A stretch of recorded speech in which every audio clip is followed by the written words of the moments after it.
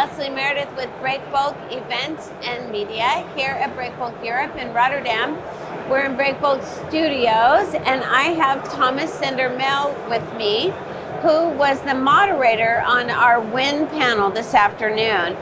Big panel, lots of perspectives, so we're going to turn to Thomas to sum that up for us and get your perspective and interpretation.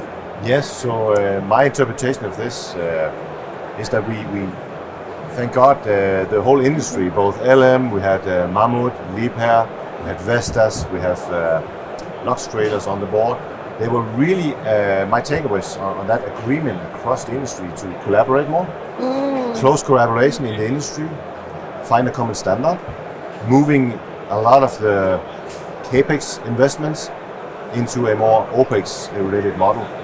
And they talked a lot about, getting standards within their transportation and construction equipment, which I think Antonio from LM, he said that this takes around 40-45% of the cost for LM. So that's a huge cost driver in that context. Hence, LM is delivering blades for all the OEMs, for Vestas, Siemens Gamesa, and so on. G, of course, because they're owned by G. Right, and he was telling me that in the old days, shall we say, they never thought about the transportation or the logistics of these wind blades. It was, they made them and someone picked them up and they were gone, all done. But it's just not like that. It cannot be like that anymore. No, it's a billion-dollar business, and there's so a huge spend on it now, plus the CO2 emissions. We talked about that too.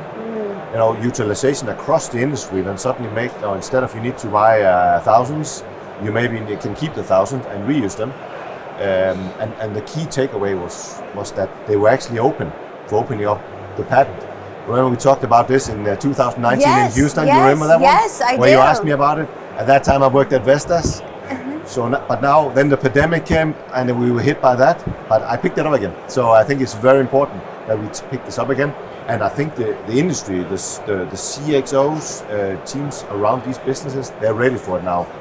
There's the wind discussion with the whole political agenda in Denmark as we speak today, where they want to extend with additionally 65 gigawatts between UK and Europe in the waters there.